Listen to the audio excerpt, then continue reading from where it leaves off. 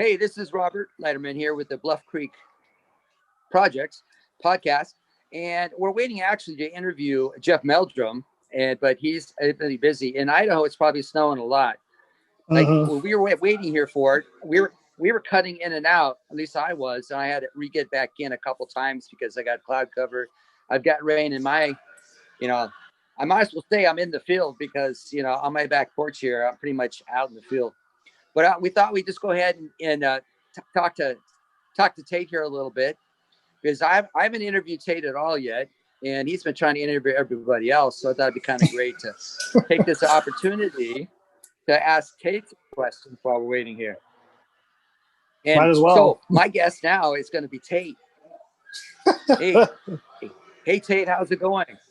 It's going well. It's going good. Just sitting here. Yeah. How many people?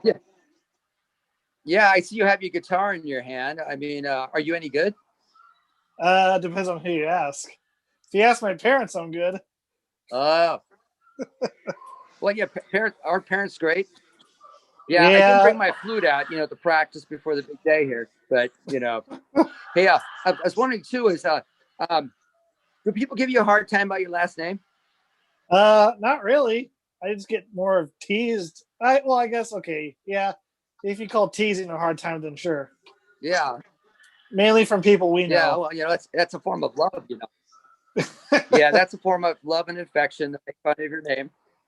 Yep. Yeah, I remember hearing actually Bob Gimlin say, you're probably the only Hieronymus he likes.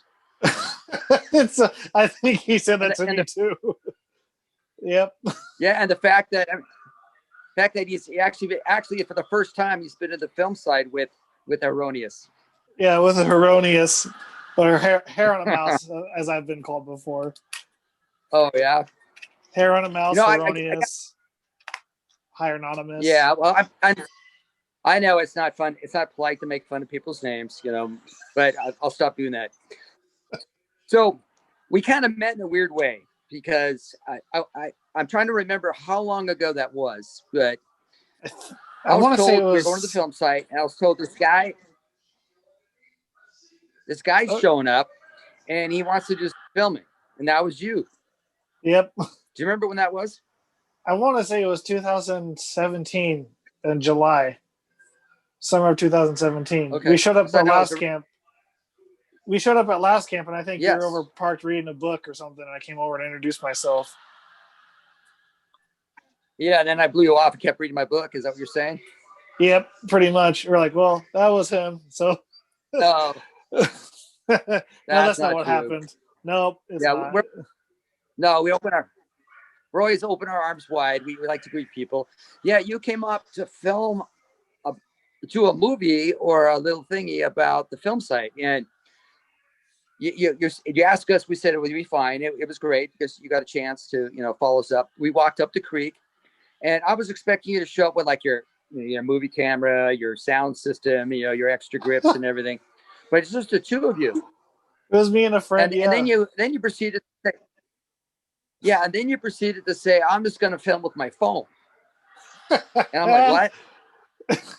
Sure enough, you filmed the whole thing with your phone, and you had to stand and I had one other handheld thing for it. Yeah, I had one other camera and then just a cell phone. I don't remember the other camera at all. I just remember your cell phone. And like, how was he going to pull this off? And he did. So you had it on a tripod for the big group shots. You did the nice slow pans. You held it up with it. I don't know if it was a selfie stick or you held it up pretty high and you got the high shots, and it was interesting. And then we had this metal detector. I don't know if you remember.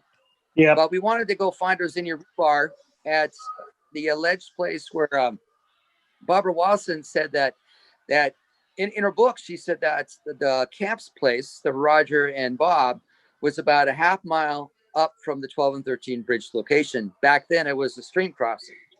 So we were reading that whole area with a metal detector, looking for a rebar, about 15 inches by 3/4 inch, or maybe a little smaller than that, piece of rebar that we found on the film site. We also believe that Renee was marking places of interest with the rebar. And anyhow, so we didn't find it, but you were from us doing that. You filmed us walking up the creek. You filmed us at the film site. And yeah, you had a lot of footage. You edited quite a bit of it, but you also had somebody speak and do the voiceover for that. Yeah.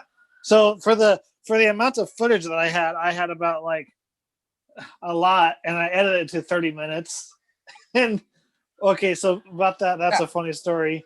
I went to the guy Kai, I can't remember his last name. It's Kai, but he hosted the Bigfoot Bonanza, and I was able to play my film at that thing. It only lasted 2 years. So Seth Breedlove was there from Small Town Monsters, and Daniel Perez was there. And we played the film. It didn't have any narration at the time. It was 30 minutes long. And I was watching, I was like, oh man, this is bad. And what was worse is I was in the front row and I had to pee so bad. I was like, if I get up now and go pee during my own film, people are not going to care about it. So I did a lot of editing. Yeah. Down to 15 minutes is what I had the final cut at. And then the narration, for those who are not familiar with Holiday Reinhorn, she is the wife of Hollywood actor Rainn Wilson. And Rainn Wilson plays Dwight Schrute on the TV show The Office. So she was kind enough to narrate the film for me, and that's how that happened. I think that was a year. I felt like it was a year in the making of that for the narration process. So it worked out, and it was pretty cool. Yeah. You actually interviewed her, didn't you not? I did not interview her. No, unfortunately. I'm trying to. No, you're talking about interviewing for the podcast. I think something came up. We had to cancel on that one. So that would be interesting for that one. And I when I first saw your video, I'm sitting there watching it. I enjoyed it, but I was like, who is that guy that's talking through 15 minutes of this presentation? So I'm glad you edited me out a little bit. That was way too much. A little way too much of Robert. Everybody didn't talk as much as you. They didn't have much stuff to say. Yeah, that's, I'm a storyteller, and I spend a lot of time yakking away, and I should spend more time listening, but, that's just kind of how it goes.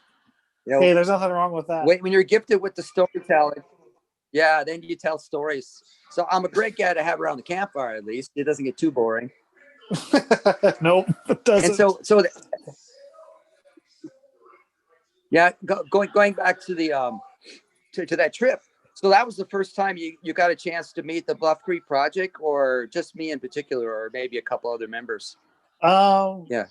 That was I actually met Steven before I met you guys. That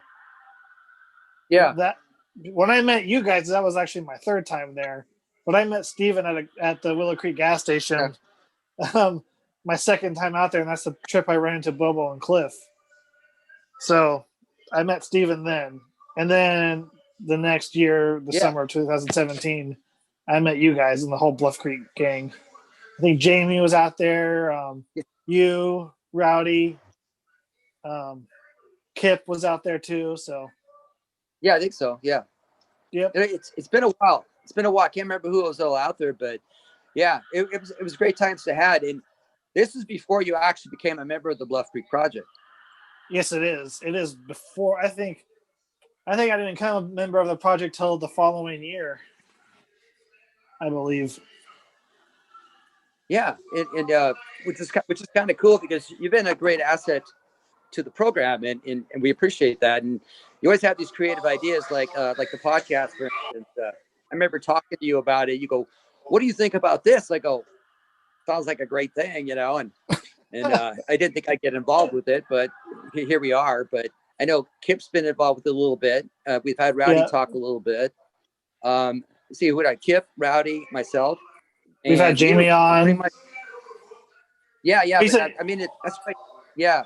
I was thinking of co-hosting, and I was thinking of, the people talking about it and getting involved with it. But yeah. I think he has a little bit. I don't think Rowdy has yet. You have, Kip has, and I have. We need to get Rowdy to do one of these too. Oh yeah, I think he's let's see. Was it? I guess the very first one you interviewed. We interviewed you guys. Yeah, like right now I can hear talking in the background of your place. Is there, are you listening to music or something? My parents and grandparents are watching TV. Okay. They have it loud. I Okay, I think they turned it down. I just yelled at them to turn it down. Oh, that's okay. So we got this pitter patter between storms. You can hear it. It comes in and out, but I'm close to the microphone on the phone, so it shouldn't take that much away from it. Nah. And so you've kind of been a driving force with the podcast aspect of it, and you've set up a lot of interviews, and we've interviewed some people. I've interviewed people I don't even know, and then I got a chance to interview people I was friends with or acquaintances with, which is kind of cool. And we decided to do in the field thing because for me, being outside and interviewing people around a campfire or under a tarp or somewhere out in the woods, to me, it allows people to feel more comfortable and it takes them back. And I feel like we get a better reception, like sitting here in a chair, staring at a phone screen, you know, and it's a bit different because we're not looking at each other or keeping our 6 foot distances or whatever. And it's just different way of, but I think the podcasts are good. Yeah. I don't think anybody else is doing it too. I don't think anybody else is doing the field kind of thing. Well, I guess people are just doing what's convenient because like when the COVID set in, it kind of set us back a little bit where you don't do enough traveling and you shouldn't be near people. You got to stay away. So it's easier to be so distant and call somebody up and set it up and do it that way. Like talking to Jeff Meldrum, you know, things go on. Like I know it's raining here, but in Idaho, it's probably snowing and phone lines are probably affected. So it's hard to meet those rendezvous and make those connections. But, you know, so like we decided kind of impromptu to say, hey, let's go throw stones at Tate a little bit, you know, and because we haven't interviewed you yet. You've been throwing stones at everybody else. So at least this way, we get to know a little bit more about Tate. Yeah. So why don't you tell us a little bit more about yourself and what motivates you to get involved with Sasquatching? I know you talked about some third sighting you had down in LA and you worked a little with the BFRO. So why don't you fill us in about Mr. Tate? Well, I don't know. I'm an oddball.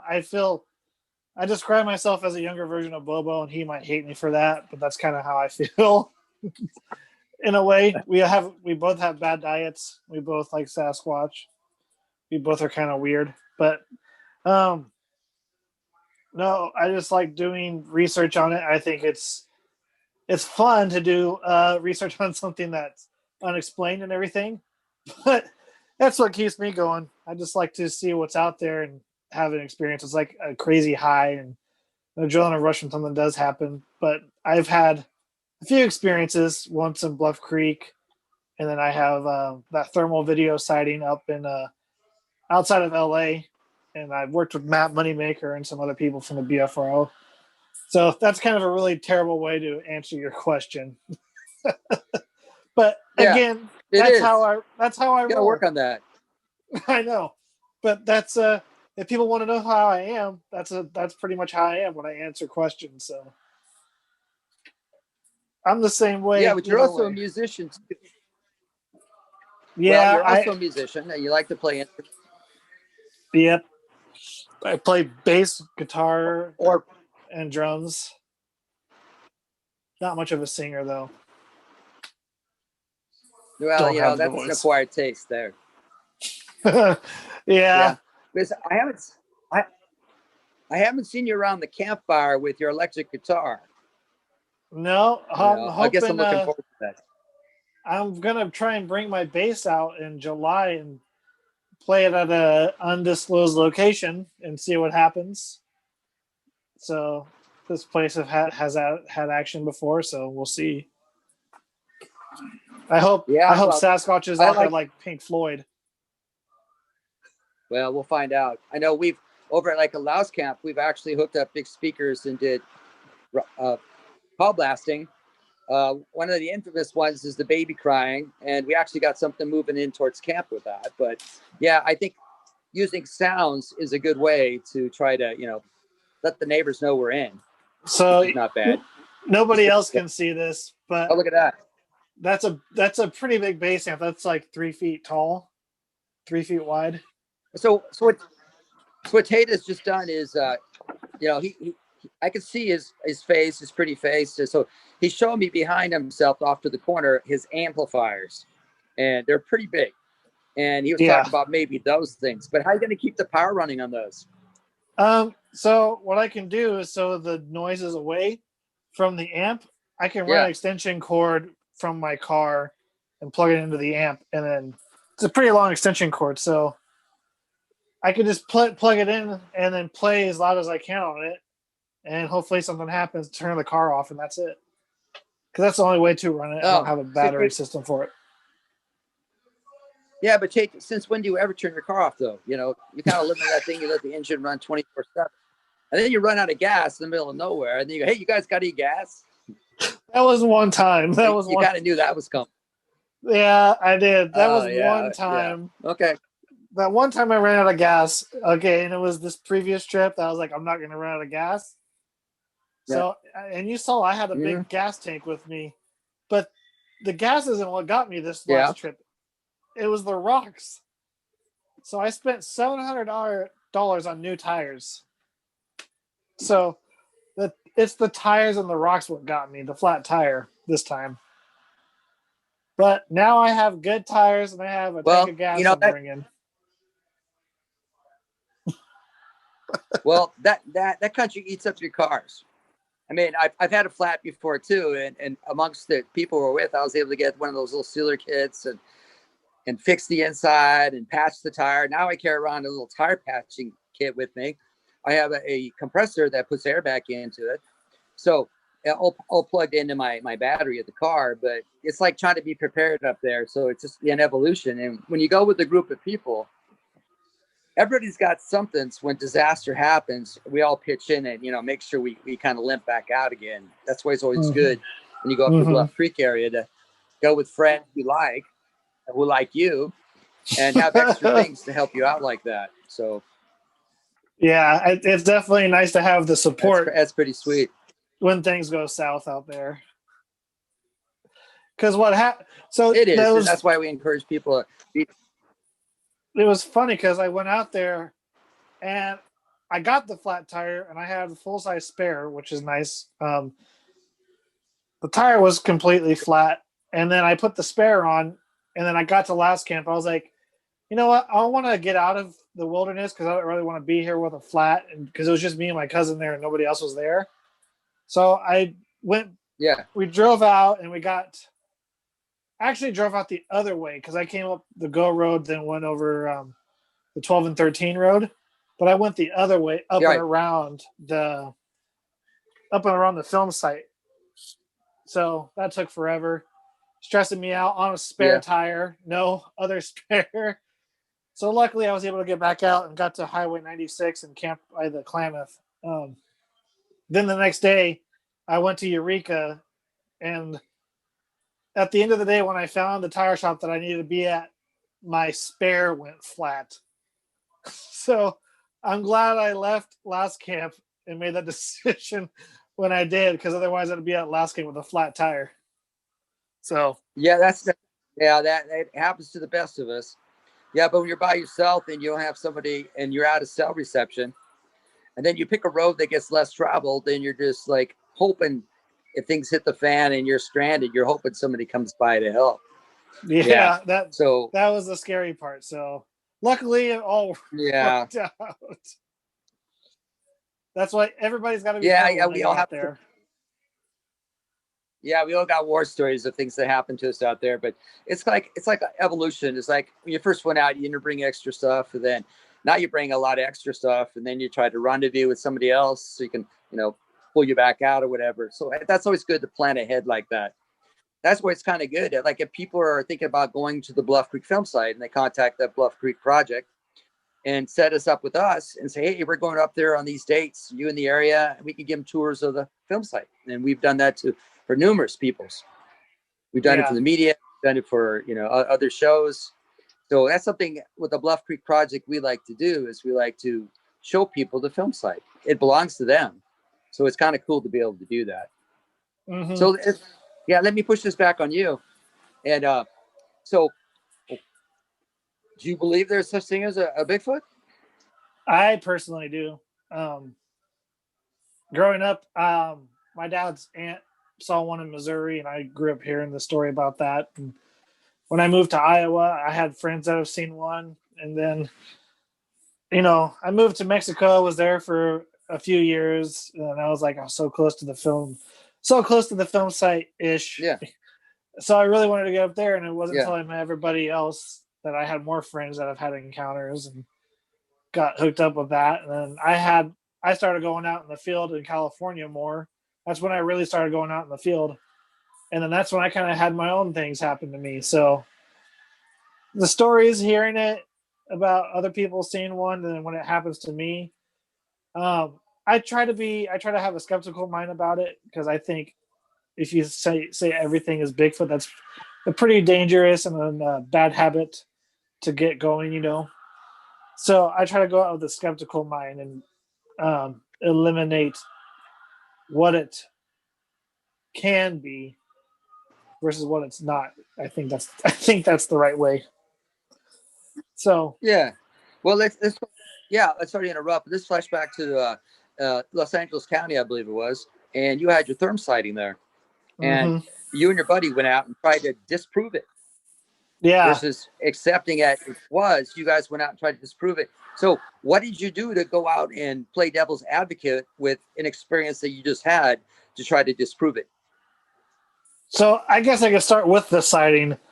It was me and a buddy, and we're at a undisclosed location that actually Cliff Barrickman pointed me in the direction to, and then even Matt Moneymaker, when I met him that same day, was like, oh, just take this road to there, and then you're going to come out to this trailhead, and that's a good area to go to.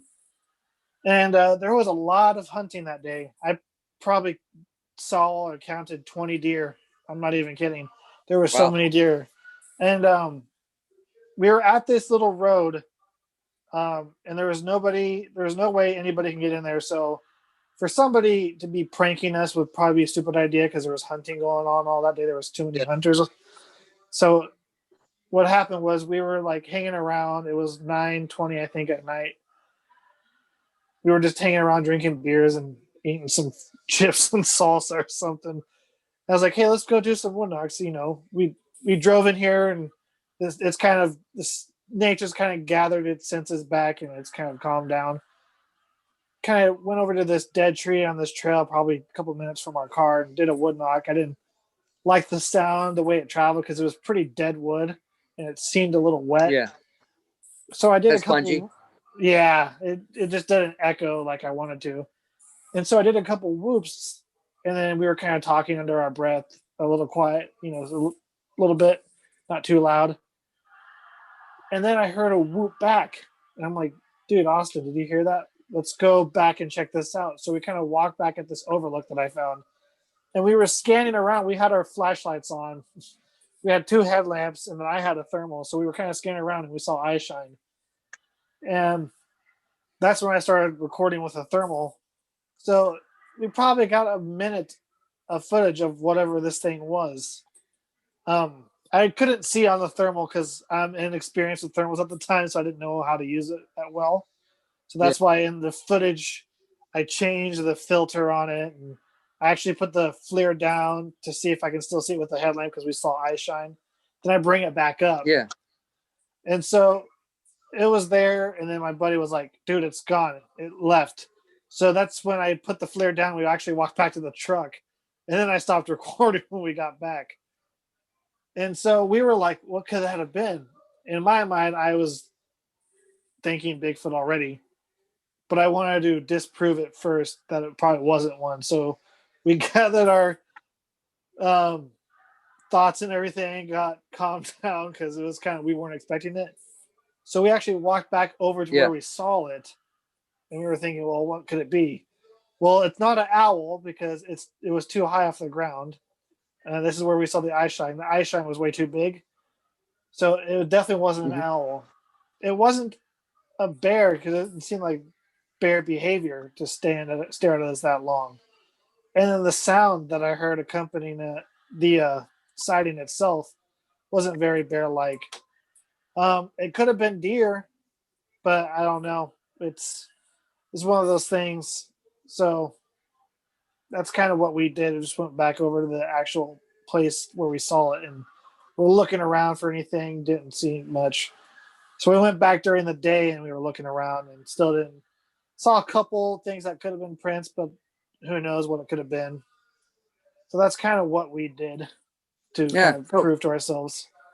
Yeah. So what I'm just going to go over again and make sure I understand what the description of your sighting or the sighting you had is. You saw eye shine, you said? Yes. And was it in the beam of your headlamps? Yep. Or your flashlights? Yeah. And what color was this shine? It was like a yellowish white kind of shine. Almost like when you like kind of the eye shine of a deer almost. But way bigger looking. Yeah, and I think I remember rightly you told me that the topography of that rolls downhill. So on the back side of the crest of that, you saw some disturbance on the ground. You went to go investigate it later. Mm-hmm.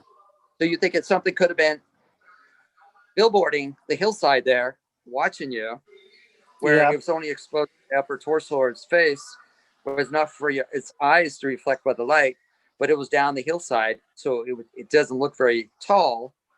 So because I remember you showed me some of these pictures, and it looks deceptive when you look at it in the pictures, but you had a close-up of the location. You could see that the trees weren't as big as they thought they were, or the bushes. They were smaller when you were actually on scene, but they looked larger at a distance. Yeah. So those are all the factors that, that little tree was probably about maybe 5 feet tall or less, maybe 4 feet. Yeah. I think it was about 4 feet. But it was weird because we've been talking about it at Bluff Creek. It seems like a lot of things have been happening on the ridges, and where this happened was right on a ridge. So, I didn't think about that. So that makes me wonder. And it wasn't until I got home that the next day I looked on the footage and I saw it. And then what my friend pointed out to me, my friend's actually skeptical. He doesn't believe in Bigfoot, but he can't explain it, is what he says. Yeah. But anyway, when I got home and looked at the footage, he pointed out to me that whatever it was watching us before we got there and started filming it. Because I started filming it when we saw the eye shine. It heard it. I guarantee you, it probably saw our flashlights when we were walking around to stand and look for it. And we were scanning around, didn't see it. It took us probably 30 seconds before we spotted it with our lights. And that's when I started recording. So there was probably a minute between when I heard a response to when we started filming, and another minute for filming. So that doesn't really signify bear or deer for me, because I feel like deer would run off and then a bear would run off too. I mean, because the whole thing of bear country is make noise, and they tend to don't want to be around you. And the other thing too that struck me is there was a lot of distance between us because we went back the next day. Yeah. And we ended up finding out it was about 300 feet or so, or 300 yards, 300 yards away, give or take. That's quite a distance. And what type of therm unit were you using? I was using the FLIR Scout TK, which I think the range on that is 300 yards. Okay. Which is I don't know exactly that. Something like that. Yeah, it's not an expensive unit. It's one of those like affordable units, if I remember rightly. Yeah. Yeah, like $500. Yeah, and the image itself, it's it's okay. Yeah, it works well when it's like right in camp, but at a distance there, it makes it more challenging, and that sometimes affects what we see in the viewfinder at a distance of that. And a lot of people don't understand that humidity will affect your sight picture. Moisture in the air affects it. On a good dry night, it's beautiful because you see really well. You put moisture in there, and it affects your view shed, and you don't get a clear one. It was definitely a dry night that night. But what was terrible, it was barely at the FLIR's range, so you could definitely see it, and you can see like a humanoid shape when it stands up. But if it was closer, I guarantee you it would have. I definitely would have seen a lot more detail, and it would have been really damning video for sure. Yeah, would have, could have. Yeah, there's some good therm stuff out there. There's some therm equipment out there now that's sweet. Like Kip's got a nice unit. I know Bart's got a nice unit. Those work at great distances and have nice clarity to it. So it's always like, who can afford all the good equipment, And then if you're dealing with something that's cautious and at a distance, it just makes it difficult, beyond reasonable doubt to prove those kind of things. But you did the right thing by going back out and checking distances, looking at topography, terrain, a few other things that you did. I think those were good things, great way to do investigation and follow up on it. I know you asked me to come back out, look at it. Yeah, I asked you to come out and take a look at it.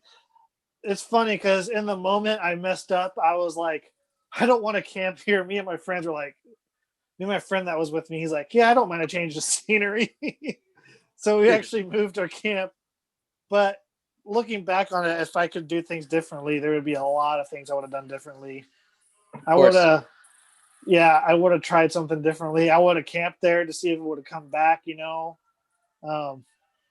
So like you said, woulda, shoulda, coulda, shoulda, woulda, whatever you want to say it. Yeah. Well, it's all learning experience, and some things work. I've been with Bart before and with Therm. He likes to run the Therm. He's got a decent unit, expensive unit.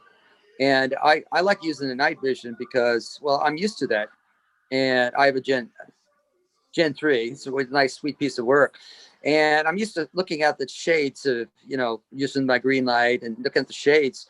And I go by shadows and movement. And then Bart goes by heat signatures. So sometimes I'll see shadows and movement, and I'll think, what is that? And it's really nothing. But Bart's standing there. He'll look over with his Therm, and he'll see it's nothing. Or Bart will get this hot signature, he'll be looking at that. And sometimes when you hold the Therm, you look at it, it looks like it moves. You got to stare at it a while. I'll tell him, oh, no, there's nothing there. Because I'm seeing it at night, and he's looking for heat signatures. So it's an art form to using Therms. And here's a little joke on myself is I was out, we were in Oregon, in undisclosed location, and we're on our way to Yakima. And so we stopped off here just out of Portland and BLM property. Some people know where I'm talking about already. And we're walking around, and Bart goes, hey, check this out. So he passes the Therm to me, and he's going, check out all these raccoons. So he hands the Therm to me. I'm looking around. I see nothing. And finally, I see something glowing. I go, I think I see it. He goes, yeah, there's like 6 of them. No, I think I see one. I'm looking down, and what happened is I didn't see them. They all left. So I'm looking at a piece of lichen that has fallen off a tree, and it's glowing, and it's not too far from my feet. So I'm watching that instead of what I'm supposed to be watching. So it goes back to I need to practice with that tool and be proficient at it if I expect it, be successful. And I think that works for night vision. It works for Therm. If you got a tool, you got to practice and figure out how it works in different humidities or temperatures and locations. So, yeah.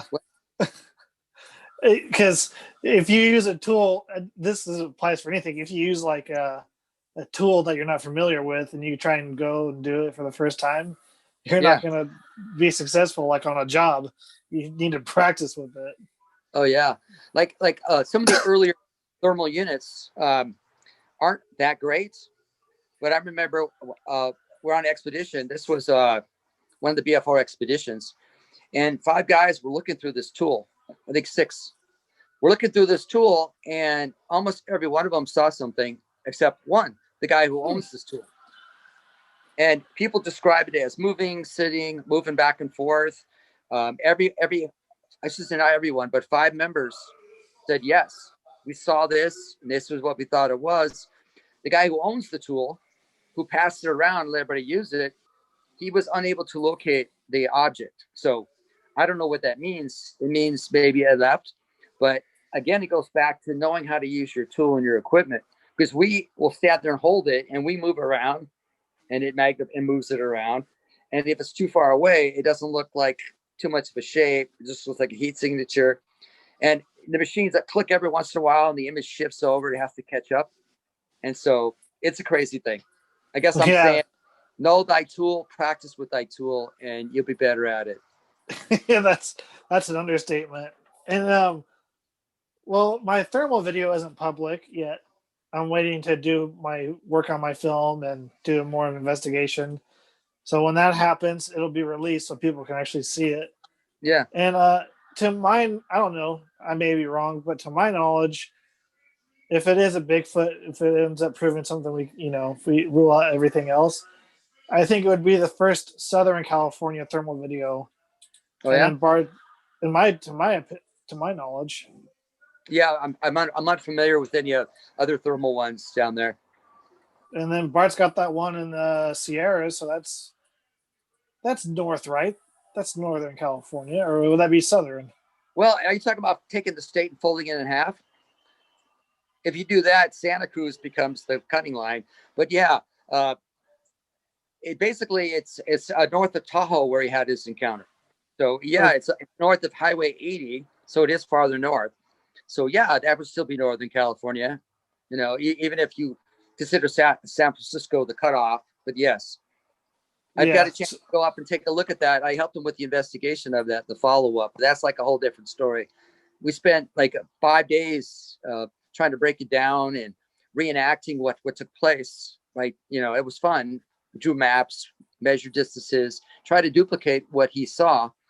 And we weren't able to do it, but we learned an awful lot on that. And I'll talk about that with Bart. Actually, be kind of fun to do a double with him on that, to go over what took place. But yeah, that was an interesting, because I saw the thermal footage and it was shaky. He didn't use a tripod, a monopod to hold it still. He was at a distance where it was stressing the equipment to use. There's a little bit of humidity in the air, so it wasn't as clear. And it was right there. And he moved around. They were talking. They were making calls into the canyon. Why was it still there if humans are moving around and doing all these things? So good questions. Yeah. Yeah, that's what I need to do. I need to do a better recreation of mine, is do exactly how it did in the film and see what I can learn from that, really. Because until you do those things for anything, any sighting, I think a good recreation and investigation is important. Well, I totally agree with that, because there's so many people scrutinizing. Here I just got done scrutinizing some of the other sightings and stuff, and I can't help it. I wasn't there. I'm just basing what I see. And like on the follow-up on the other one I did, I really would like to go back during the same month at night, same location, and see what other objects out there create heat signatures that people might have mistaken. I don't know. I wasn't there. At the time I came to the next morning, I went up there and we did our 3-video evaluation of the sightings and interviewed people, and pretty exciting. But it's just like, it'd be nice to prove beyond reasonable doubt that there are no exceptions to what they might have seen. Like on Bart's, it was good. We proved, for myself, I came up there as a skeptic, not believing what he said he thought it was. Well, that's good. I don't go up there with a preconceived idea. I go up there to disprove. And by the end of the 5th day, I was scratching my head saying, there's something to this. Ends up being, we have 3, possibly 4 unidentified heat signatures around this area where these guys were at, and behaving strangely. One's moving quickly, one's not moving. What was it? So yeah, it's good. And as long as we're double checking our work, and I think if I had this sighting and I was unsure of it, but I really thought it was something more to it, I'd want a second opinion. I'd want somebody to go out there and reenact or reevaluate what I saw, for peace of mind. And also, there's a lot of people who are pretty skeptical about the subject matter, and a lot of people who looking for every opportunity to say that you're full of BS, but theirs is good. Yours isn't good, but mine's good. It's good to be have somebody come in and reevaluate it. I mean, I just think that's the best way to do it. And like your therm sighting, you're willing to have me come take a look at it versus saying, oh no, I don't want you to look at it. It's cool. You're not going to change my mind about it. But I think to reevaluate what we experience, and have some other party look at it and see if they can, conclude what we did, or maybe they don't. Because maybe we missed something and they find it. Like I've been on a BFRO expedition in Washington State in the Olympic Peninsula, where one of the reports says there was eye shine, and then a storm front was moving through, and then I go up there again, I look around, and lo and behold, there's the bay there. And up on the hillside is a red tower with a blinking light. And it reflects off the high tide on the water in the direction that somebody was looking. Was that what they saw? That's funny you say that, because that's funny you say the whole in the distance or whatever, there was, a red light on a tower. Yeah.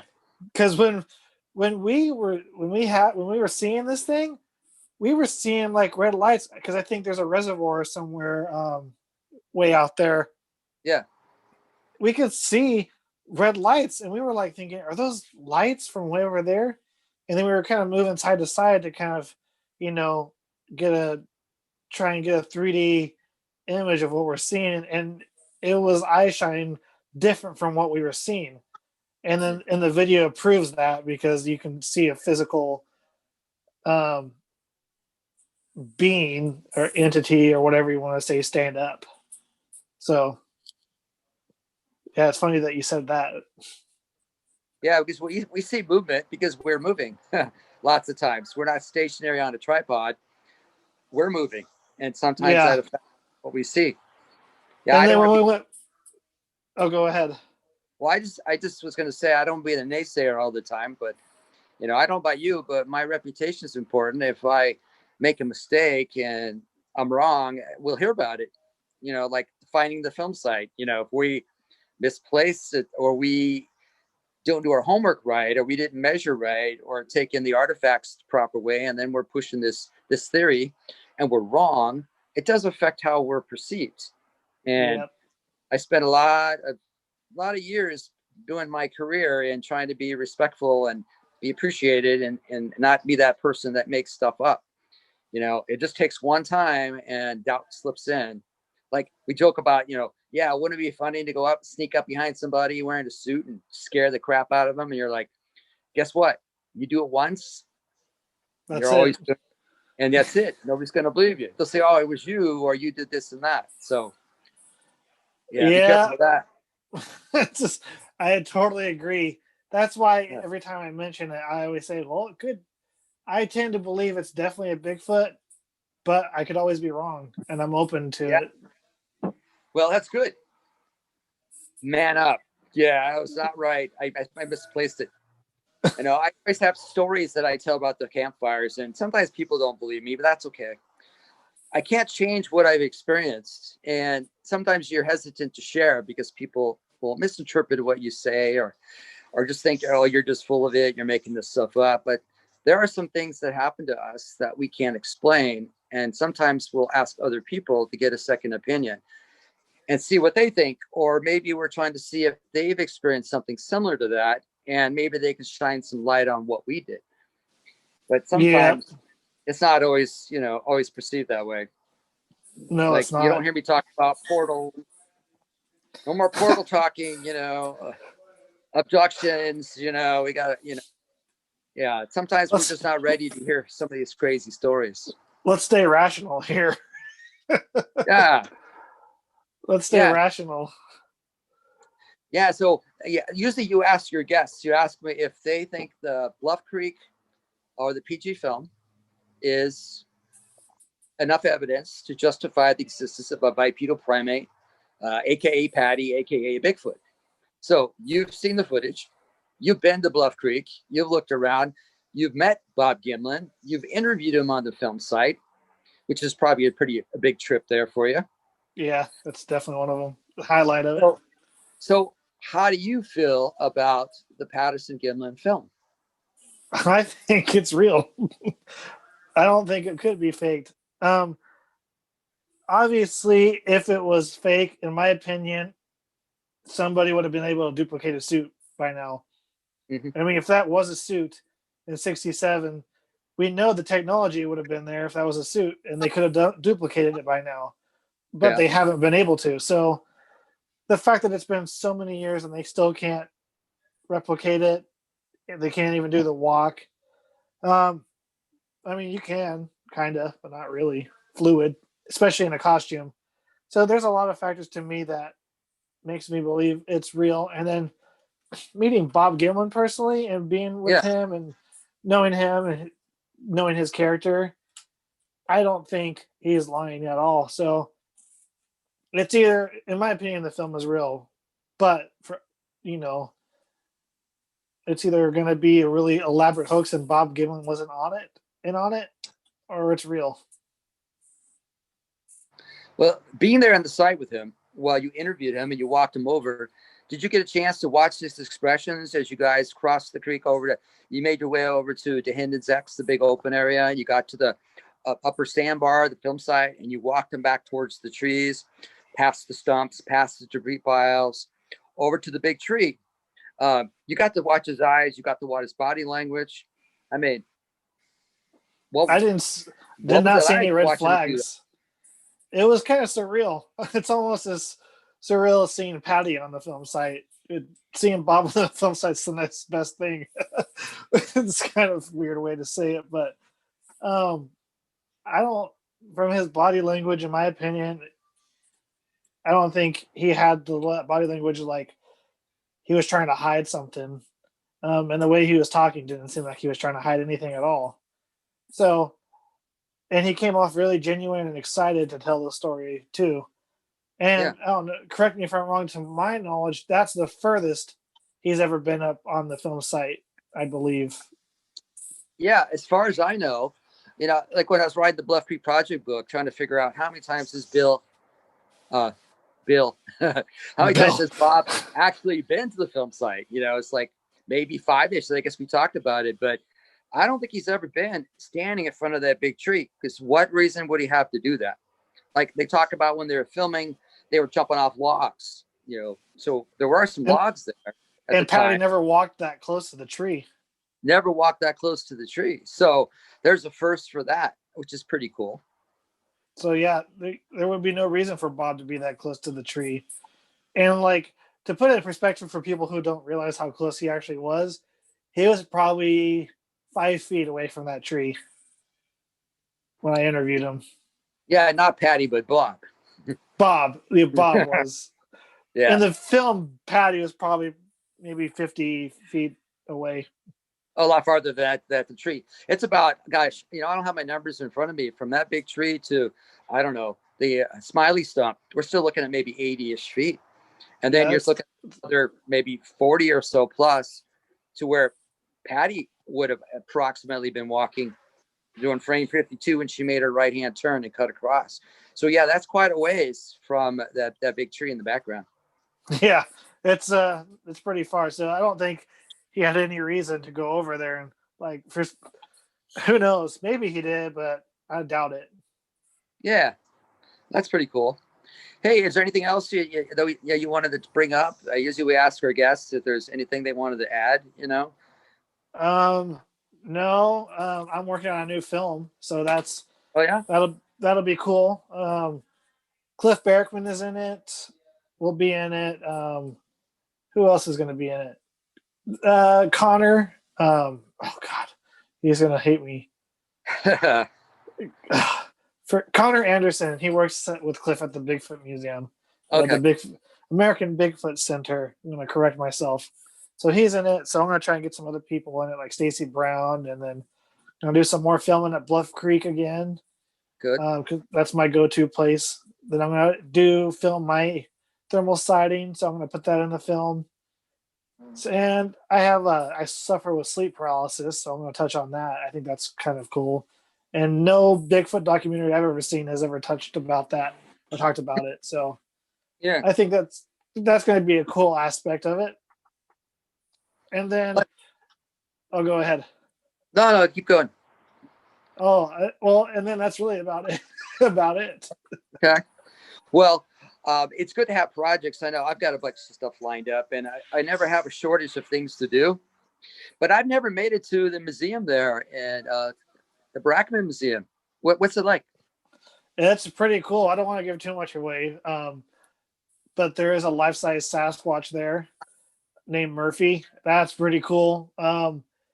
There's like a little movie room, which is awesome. So there's a bunch of stuff in there. And then for those who want to see the Bob Gimlin interview that we've been talking about, there's a minute and a half of it that's publicly available. But what's cool is I donated the full interview to Cliff Berkman for his museum, for his Passing Gimlin section. So that's there at the museum. Wait. That's pretty cool. I haven't made it there either. It's on the list, but with this COVID thing, it's going to probably take a little bit to do that. It's like changing countries, driving up from the California border into Oregon. It really is. Again. Yeah, you get to Washington. Yeah, it's crazy stuff. Well, I know originally we didn't plan to have this quick interview. We were actually thinking about, waiting for Jeff Meldrum's interview, but it sounds like, the weather or whatever came through, and we'll have to reschedule that. But I thought, what the heck? I haven't got a chance to chat with you much, pick your brain a little bit, but I'm glad we got the opportunity to do that. And yeah, this is probably the most weirdest podcast in the sense that I just make everything sound weird and don't explain it that well. So that's fine. It's up to people. They really got to think about this one. Yeah, this one wasn't planned. It's like, hey, while we're here, why don't we just go ahead and start doing this and just, bantering a little bit and see if Jeff, comes on. But eventually he didn't. So yeah, I've been checking to see. So I haven't seen anything. He probably sent an email or something. So who knows? I haven't checked that yet. Yeah, he probably watched the other podcast and says, no way, I'm changing my mind. He's like, no, that's my fear. Yeah. Well, this will actually just confirm it for him. Like we were talking about earlier, we're not a professional podcast. We're different than other people. Yeah. Nor do we expect, professionalism to be on our podcast. Although we've had some on it though, it's been fun. And like the last one, in the field one I did with Dick Levin was interesting. It was raining on us then too. We were like tucked away near the house, but in the backyard by this big old Port Orford cedar tree that him and his grandkid had picked up near the film site because it was like on this growing on some debris next to a big pile of bear scat, and brought the bear scat home and brought the little tree home, put in the yard, and he says it's 25 feet. It looked 30 to me, but anyhow, except from the chair I was sitting in. But that was so fun. Yeah, I mean, this is always fun, no matter if it's planned or not. And normally, when I do an interview, I never plan. It's always by the seat of my pants, kind of a deal. Yeah, and me, I always got these notes sitting in front of me. Yeah, in case I run out of things to say. So, but I didn't write any notes for you, so that was all like tongue in cheek, as we move along. You just had to go off memory there. Yeah, the older you get, the less memory space you have. I mean, that's kind of true. Yeah, and if it starts young, I'm older now, so I accept it and admit it. Some people haven't embraced that yet. It's in denial now.